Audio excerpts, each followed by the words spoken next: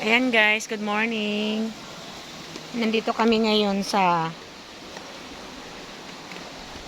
Bella Vista. Pero makikita nyo dito may ilog dito. Ayan. Kasama ko ang aking mga ka-NNPF.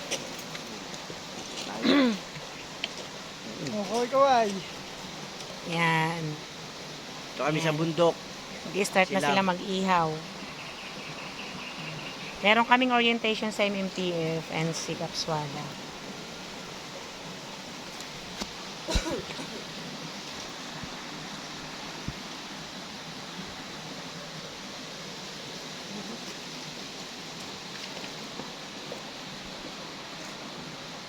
Maganda rito. Nasa tabi kami ng ilog.